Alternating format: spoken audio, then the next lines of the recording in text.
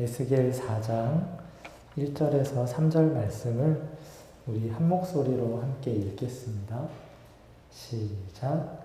너 인자야, 토판을 가져다가 그것을 내 앞에 두고 한 성읍 곧 예루살렘을 그 위에 그리고 그 성읍을 에워싸되 그것을 향하여 사다리를 세우고 그것을 향하여 흙으로 언덕을 쌓고 그것을 향하여 진을 치고 그것을 향하여 공성태를 둘러 세우고 또 철판을 가져다가 너와 성읍 사이에 두어 철벽을 삼고 성을 포위하는 것처럼 에워싸라.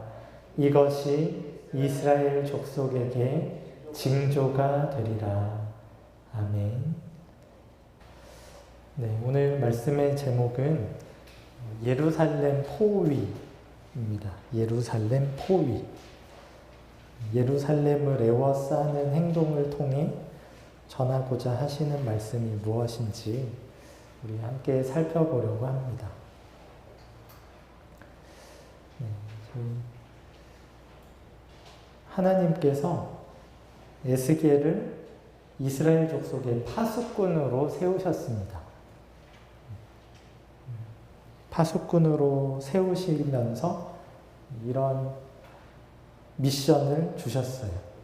너는 내 입의 말을 듣고 나를 대신하여 그들을 깨우치라. 깨우쳐서 그걸 듣고 돌이키면 사는데 안 듣고 돌이키는 거는 죽는다. 이렇게 말씀을 하셨고, 너가 안 깨우쳐서 못 돌이켜서 죽는 것에 대해서는 내가 너에게서 핏값을 찾겠다 하시는 매우 엄중한 책임을 부여하셨어요. 그런데 이제 동네방네 돌아다니면서 일깨워야만 할 것 같았는데 하나님께서 에스겔을 말 못하는 사람으로 만드세요. 주의 영이 내게 임하사 나를 일으켜 내 발로 세우시고 내게 말씀하여 이르시되 너는 가서 내 집에 들어가 문을 닫으라. 너 인자야 보라. 무리가 내 위에 줄을 놓아 너를 동여매리니 내가 그들 가운데에서 나오지 못할 것이라. 내가 내 혀를 내 입천장에 붙게 하여 내가 말 못하는 자가 되어 그들을 꾸짖는 자가 되지 못하게 하리니 그들은 패역한 족속임이니라.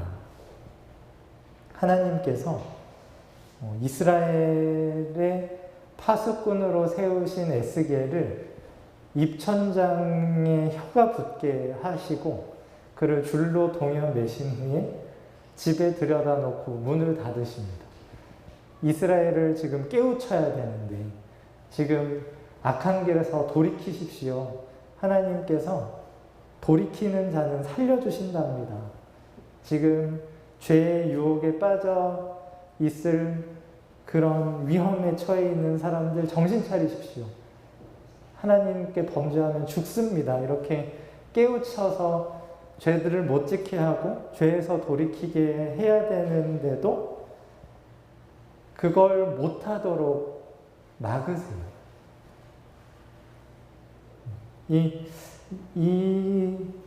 이걸 왜 못하게 막으시나? 이 상태가 7년 반이 지속됩니다. 에스겔 33장 21, 22절 말씀 보면 우리가 사로잡힌 지 12째 해 10째 달 5째 날에 586년 경인데요. 예루살렘에서부터 도망하여 온 자가 내게 나와 말하기를 그 성이 함락되었다 하였는데 그 도망한 자가 내게 나오기 전날 저녁에 여호와의 손이 내게 임하여 내 입을 여시더니 다음 아침 그 사람이 내게 나올 그때에 내 입이 열리기로 내가 다시는 잠잠하지 아니하였노라. 이 예루살렘 성이 함락이 될 때까지 그 성이 함락되었다 하는 소식을 들을 때까지 말 못하는 자로 두세요. 이스라엘 족속을 깨우치지 못하게 하세요. 왜 이렇게 하실까? 이 이스라엘 족속이 패역한 족속이기 때문입니다. 패역한 족속을 패역하지 않은 족속으로 만드는 과정을 겪게 하시는 겁니다. 좋은 말로 그러지 마라, 돌아와라 하는 거를 듣고 돌이킬 수 있는 사람들이었다면 패역을 아예 안 했겠죠. 그런데 패역을 할 수밖에 없는 어떤 그들 안에 묶임들이 있고 그들 안에 한계들이 있었던 거예요. 그래서 그에 대한 해결책으로 그들이 완전히 멸망하도록, 그들이 죽음을 경험하도록 침묵하게 하시는 겁니다. 패역한 족속이 죽고 하나님과의 언약에서 다시 신실한 새 백성들을 일으키시기 위해서입니다. 하나님은 그 새롭게 지음받은 새 백성과 새 언약을 맺고 그들을 다시 회복시키셔서 그들을 통해서 온 땅이 복을 받게 하려고 하세요. 오늘날 하나님의 백성을 만드시는 과정도 이스라엘이 경험한 것과 같습니다.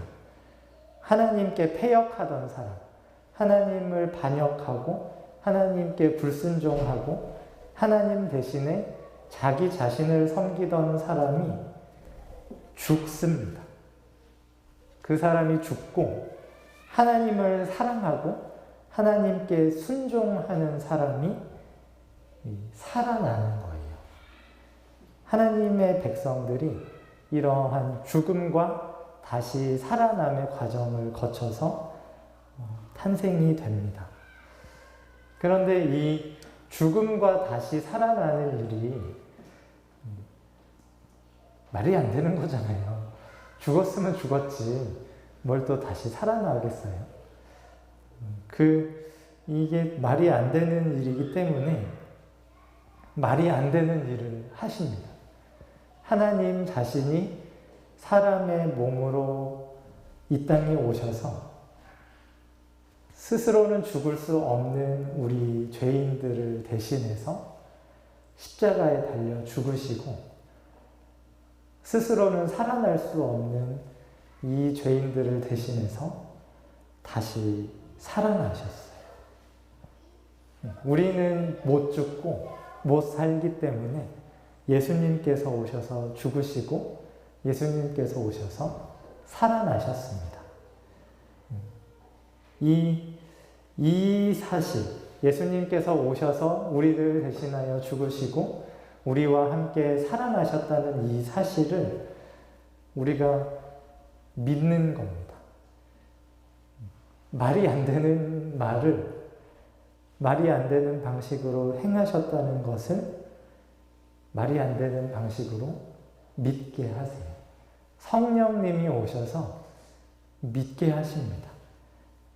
그냥 맨정신으로는 절대 못 믿는 이 일련의 기쁜 소식은 성령님이 오셔서 듣게 하시고 믿게 하세요. 우리가 이 믿음 안에서 하나님을 향하는 패역이 죽습니다. 아, 내가 예수님이랑 죽었구나. 이제 나는 하나님을 패역하는 사람이 아니구나.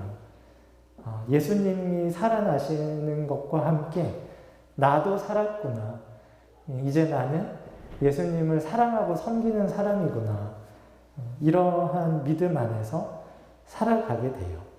그래서 하나님을 사랑하고 이웃을 사랑하게 되고 이렇게 하나님을 믿는 사람들, 하나님께서 새롭게 창조하신 사람들을 통해서 이 죄로 망가진 세상을 하나님께서 고쳐가고 계세요.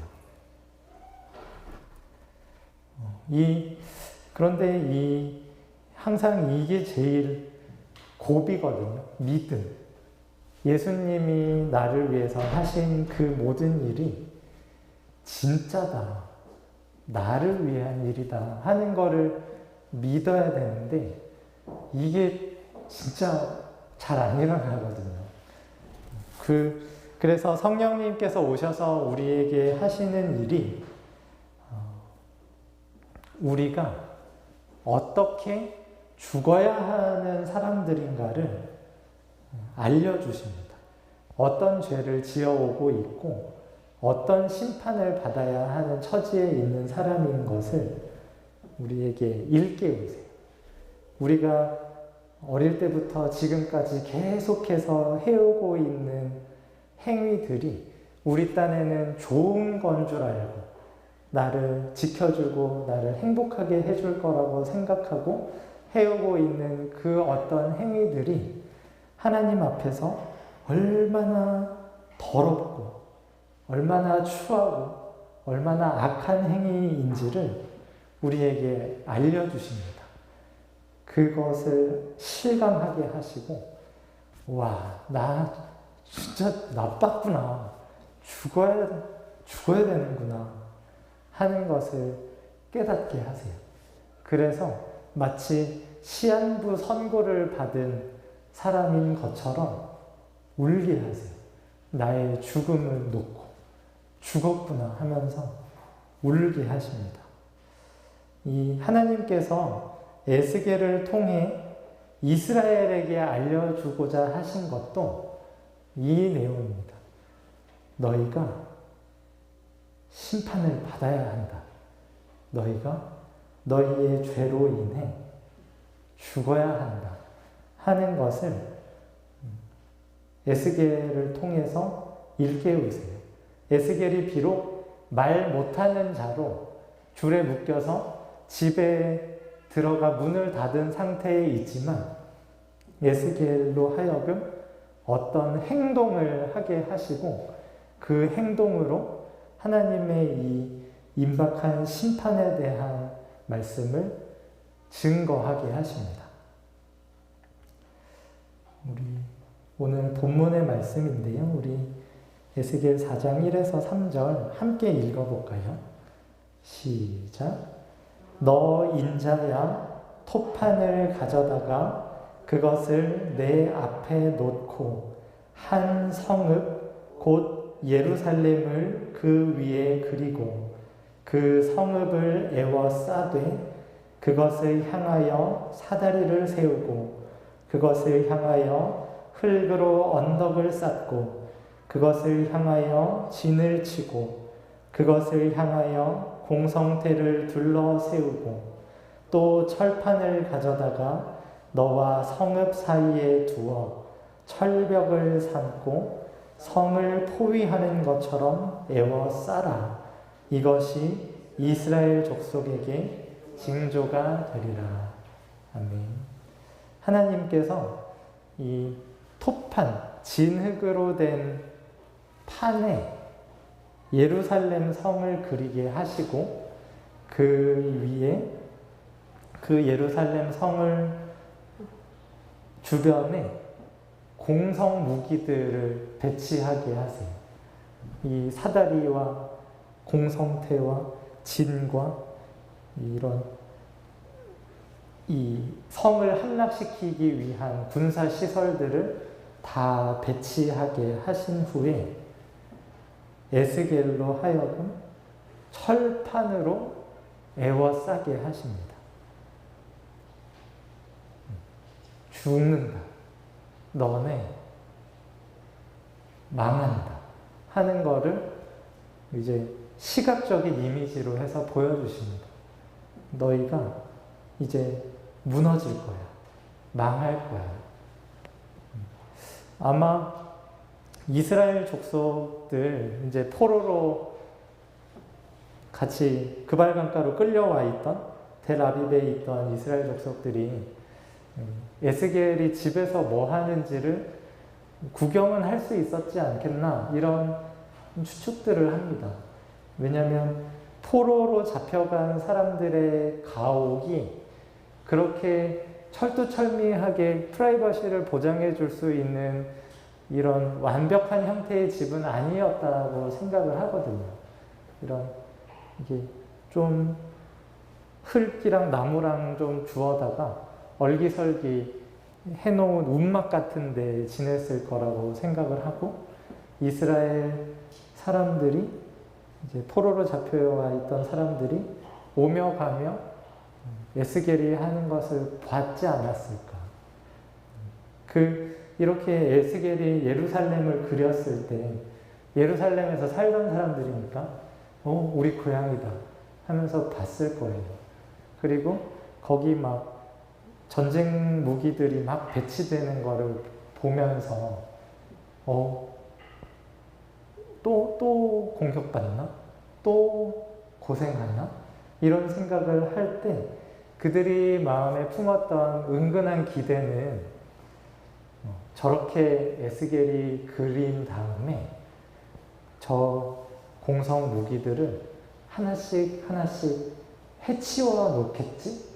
이런 기대를 하지 않았겠어요? 하나님께서 우리를 불쌍히 여겨주셔서 이 사다리도 치워주시고 공성태도 치워주시고 둘러싸고 있는 진도 치워주시고, 그래서 예루살렘을 더 안전하고 더 온전하게 만들어 주시겠지? 그래서 우리도 집에 갈 수 있게 해주시겠지? 이런 기대를 품었을 텐데 철판으로 또 싸는 거예요. 이 지금 공격받고 있는 이 예루살렘을 도와주시기는커녕 철판으로 에워싸시는 모습을 보는 거예요. 그리고 이것이 이스라엘 족속에게 징조가 된다. 이렇게 말씀하십니다. 이 예루살렘이 포위된 게 이번이 처음이 아니거든요. 100년 전에 아수르에 의해서 큰 위협을 당했을 때가 있습니다. 열왕기하 18장 17절 말씀인데요. 아수르 왕이 다르단과 랍사리스와 랍사게로 하여금 대군을 거느리고 라기스에서부터 예루살렘으로 가서 히스기야 왕을 치게 하매 그들이 예루살렘으로 올라가니라. 그들이 올라가서 윗못 수도 곁 곧 세탁자의 밭에 있는 큰 길에 이르러 서니라. 랍사게라는 신하가 산헤립이라는 아수르 왕의 지시를 따라서 예루살렘 성을 포위 공격하던 적이 에스겔이 살던 시대에 100년 전에 있었습니다.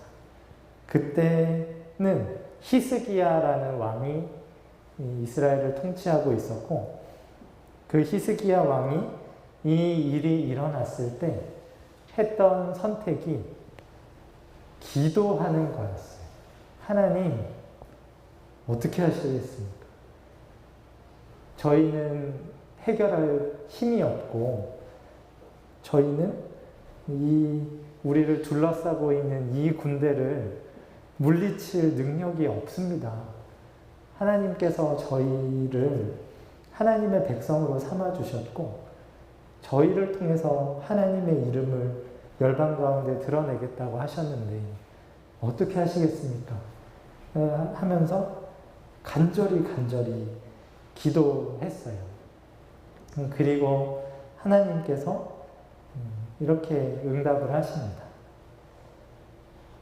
그러므로 여호와께서 아수르 왕을 가리켜 이르시기를 그가 이 성에 이르지 못하며 이리로 화살을 쏘지 못하며 방패를 성을 향하여 세우지 못하며 치려고 토성을 쌓지도 못하고 오던 길로 돌아가고 이 성에 이르지 못하리라 하였으니 이는 여호와의 말씀이시라. 내가 나와 나의 종 다윗을 위하여 이 성을 보호하여 구원하리라 하셨나이다 하였더라. 이 밤에 여호와의 사자가 나와서 아수르 진영에서 군사 18만 5천 명을 친지라. 아침에 일찍이 일어나 보니 다 송장이 되었더라. 아수르 왕 산헤립이 떠나 돌아가서 니느웨에 거주하더니 그가 그의 신 니스록의 신전에서 경배할 때에 아드람 멜렉과 사레셀이 그를 칼로 쳐 죽이고 아라랏 땅으로 그들이 도망하매 그 아들 에살핫돈이 대신하여 왕이 되니라. 네. 하나님께 간절히 기도했더니 하나님께서 나와 내 종 다윗을 위해서 내가 너희를 구원하겠다라고 말씀하셨어요. 100년 전에 바벨론만큼 강대했던 아수르 제국이 쳐들어왔을 때는 하나님께서 내가 구해줄게 하시고 그 간절한 기도에 대한 응답으로 이스라엘은 아무것도 한 게 없었는데 하나님이 직접 죽이셨습니다. 아수르 군대를 몰살시키시고 아수르 왕이 본국으로 도망을 가자 그 왕도 그 나라에서 죽게 하셨어요. 와, 하나님 살아계시는군요. 하나님은 정말 위대하신 우리의 구원자이십니다 하는 것을 알려주셨는데 지금 에스겔이 하고 있는 행동은 이때의 하나님이 아니세요. 어려움에서 건져주시고 그것을 통해서 자신의 영광을 드러내시는 하나님이 아니라 포위하시고 외면하시는, 망하게 하시는 하나님인 것을 보여주십니다. 에스겔이 이렇게 그발 강가에서 쫓겨나 있을 때 이 예루살렘 사람들은 어떤 식의 거짓 예언을 들었냐면 예레미야 28장 1에서 4절 말씀입니다. 그 해 곧 유다 왕 시드기야가 다스리기 시작한 지 4년 5째 달 기브온 아술의 아들 선지자 하나냐가 여호와의 성전에서 제사장들과 모든 백성이 보는 앞에서 내게 말하여 이르되 만군의 여호와 이스라엘의 하나님이 이같이 일러 말씀하시기를 내가 바벨론의 왕의 멍에를 꺾었느니라. 내가 바벨론의 왕 느부갓네살이 이곳에서 빼앗아 바벨론으로 옮겨간 여호와의 성전 모든 기구를 2년 안에 다시 이곳으로 되돌려 오리라.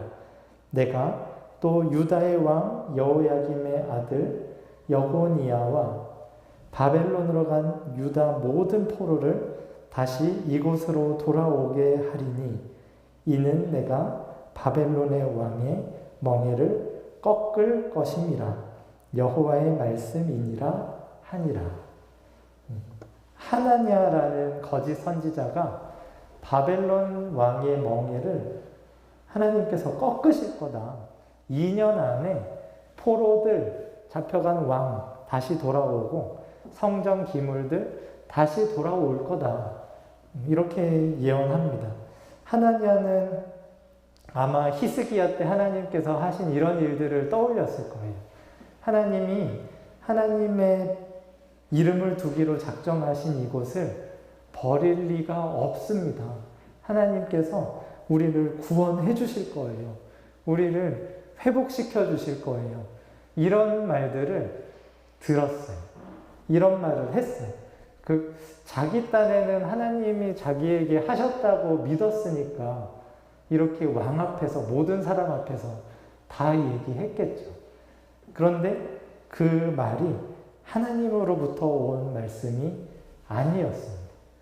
하나님께서 바벨론의 왕의 멍에를 2년 만에 벗길 생각이 전혀 없으셨어요. 예루살렘을 살려두실 마음이 전혀 없으셨습니다. 그래서 예레미야를 통해서 하나냐에게 이렇게 말씀하세요. 16절, 17절입니다. 그러므로 여호와께서 이와 같이 말씀하시되 내가 너를 지면에서 제하리니 내가 여호와께 패역한 말을 하였음이라. 네가 금년에 죽으리라 하셨느니라 하더니 선지자 하나냐가 그해 7째 달에 죽었더라. 제대로 된 예언을 하지 않는 선지자를 하나님께서 죽이십니다. 그러면서 또 확실하게 알려주시는 것은 너희 망할 거야. 너희 죽을 거야. 하나님께서 말씀하세요. 왜 이렇게 집요하게 망하게 하십니까? 좀 살려주시면 안 돼요? 좀 그냥 봐주시면 안 돼요? 하는 마음이 들 수 있는데 하나님의 마음이 망하지 않으면 너희가 나 안 찾을 거잖아. 내가 또 살려주면 이렇게 계속 살아도 되는 줄 알고 계속 우상 따라갈 거잖아. 하는 마음이셨을 거예요. 모세에게 이러한 온갖 고생을 하기 700여 년 전에 하나님께서 이스라엘에게 하신 말씀이 있으세요. 이 모세의 예언이 진짜 예언인데요. 네가 그 땅에서 아들을 낳고 손자를 얻으며 오래 살 때에 만일 스스로 부패하여 무슨 형상의 우상이든지 조각하여 내 하나님 여호와 앞에 악을 행함으로 그의 노를 일으키면 내가 오늘 천지를 불러 증거를 삼노니 너희가 요단을 건너가서 얻는 땅에서 속히 망할 것이라. 너희가 거기서 너희의 날이 길지 못하고 전멸될 것이니라. 여호와께서 너희를 여러 민족 중에 흩으실 것이요 여호와께서 너희를 쫓아 보내실 그 여러 민족 중에 너희의 남은 수가 많지 못할 것이며 너희는 거기서 사람의 손으로 만든 바 보지도 못하며 듣지도 못하며 먹지도 못하며 냄새도 맡지 못하는 목석의 신들을 섬기리라. 하나님께서 모세에게 이미 말씀하셨어요. 700년 전에 너희가 먹고 살만해지면 너희가 거기에서 우상을 섬길 거야. 스스로 부패할 거야. 그래서 내가 너희를 망하게 할 거고 여러 민족으로 흩어버릴 거야. 너희의 수가 매우 줄어들게 될 거야. 근데 여기까지만 말씀드리면 너무 우울하잖아요. 교회 괜히 왔네? 그런 어떤 우울한 마음이 있을 수 있는데 하나님께서 여기에서 그치지 않으세요. 29절 말씀 계속 읽어보면 그러나 내가 거기서 내 하나님 여호와를 찾게 되리니 거기서 내 하나님 여호와를 찾게 되리니 만일 마음을 다하고 뜻을 다하여 그를 찾으면 만나리라. 이 모든 일이 내게 임하여 환난을 당하다가 끝날에 내가 내 하나님 여호와께로 돌아와서 그의 말씀을 청종하리니 내 하나님 여호와는 자비하신 하나님이시니라. 그가 너를 버리지 아니하시며 너를 멸하지 아니하시며 내 조상들에게 맹세하신 언약을 잊지 아니하시리라. 아멘. 하나님께서 모세에게 이미 예고하신 그 일을 지금 이루어가는 과정 중에 있으세요. 이스라엘 백성들이 우상을 세우고 그 우상을 섬기는 마음이 굳고 굳어져서 하나님이 아무리 선지자를 통해서 말씀하셔도 꿈쩍도 하지 않는 상태에 이르게 되자 하나님이 그 젖과 꿀이 흐르는 조상 대대로 약속하신 그 땅에서 이스라엘을 뽑아다가 온 열국으로 흩어버리십니다. 거기에서 하나님께서 하게 하시는 일이 그들의 마음이 낮아진 상태에서 하나님을 찾게 하세요. 간절히 찾으면 너희가 만날 거라고 약속하십니다. 그리고 하나님께서 너희를 잊지 않으시고 너희의 조상들에게 맹세하신 언약을 따라서 은혜를 베풀어 주실 거라고. 너희가 하나님과 관계가 회복되기만 하면 다시 일어나서 하나님의 그 영광으로 온 열방에게 복을 끼치는 하나님의 나라가 될 거라고 약속을 하십니다. 하나님께서 오늘날 하나님의 백성인 우리에게 하고자 하시는 일이 동일합니다. 하나님은 우리가 망하기를, 우리가 낮아지기를, 죽음까지 겪기를 원하셔서 우리의 마음을 낮추시고 또 낮추시고 또 낮추시고 계세요.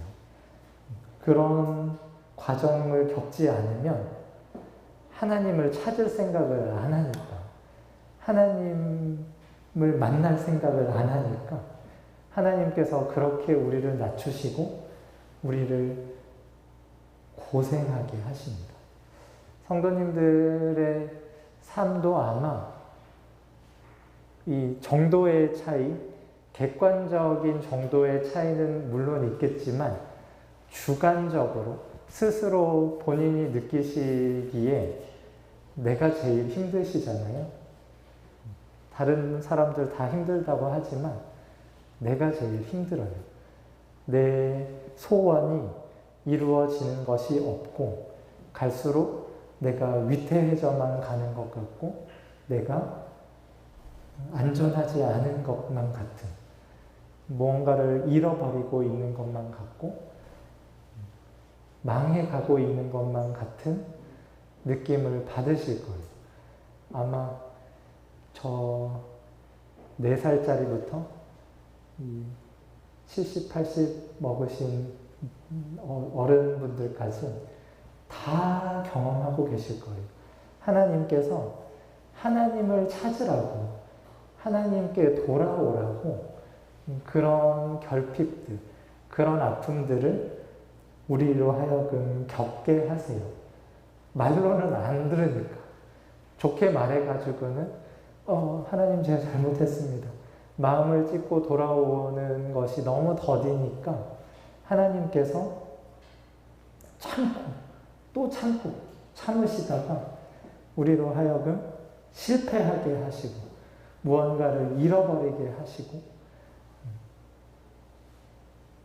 나는 이제 망했다. 나는 이제 더는 소망이 없다. 하는 것을 고백하는 지경에까지 이끌어 가십니다. 그 손길 안에서 하나님 한 번만 살려주세요. 저 안 그럴게요.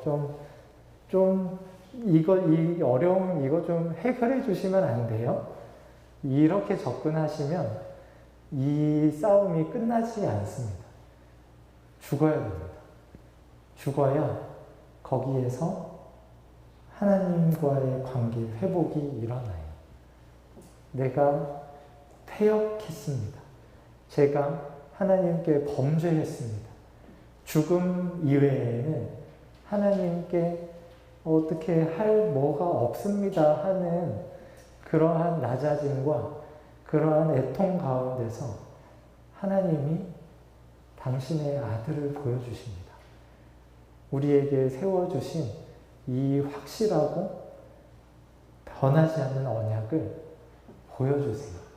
하나님이 자비하신 분이라는 것을, 하나님이 하나님의 백성들을 사랑하신다는 것을 그제서야 보게 하십니다. 막 힘들게 하실 때, 괴롭게 하실 때는 하나님 계시면 어떻게 날 이렇게 괴롭게 하십니까? 저를 사랑하시는 게 맞습니까? 저희 자녀들도 뭐만 하나 자기 마음에 안 들게 하면 엄마 미워 아빠 미워를 입에 달듯이 우리도 똑같아요.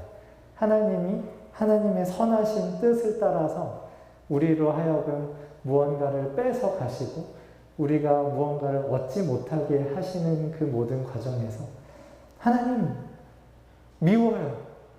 하나님 나빠요. 하면서 불평하고 하나님 멀리하면 관계가 회복될 수가 없어요. 하나님이 뭔가 뜻이 있으시겠지. 하나님이 뭔가 이 과정을 통해서 나의 죄를 보게 하시겠지 하는 것을 묵묵히 신뢰하면서 그 모든 아픔들을 하나님께 들고 나와야 됩니다. 하나님, 제가 무슨 죄를 어떻게 짓고 있는지 알려주셔서 그 죄 때문에 내가 이러한 어려움 가운데, 이러한 고통 가운데 머물러 있게 됐는지를 깨닫게 해 주십시오. 하나님, 제가 왜 죽어야 하는지를 알고 기꺼이 죽을 수 있도록 저희에게 힘 주십시오. 예수님과 함께 죽고 예수님과 함께 다시 사는 은혜를 경험케 해 주십시오. 라고 하면서 따라가야 됩니다. 이 정도면 됐다. 이제 하나님이 살려주실 거예요. 회복시켜 주실 거예요.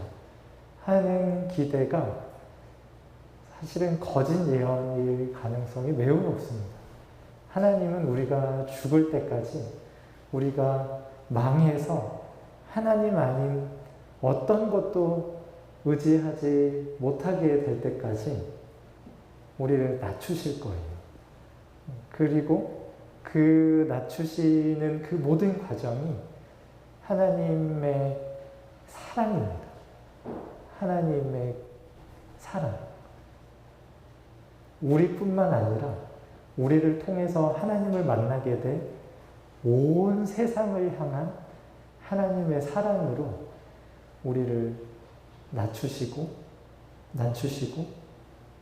고통스럽게 하시고 힘겹게 하시니 그 하나님의 인도를 따라서 우리 애통하며 탄식하며 죽음에까지 따라갈 수 있는 우리 모두가 됐으면 좋겠습니다. 기도하겠습니다.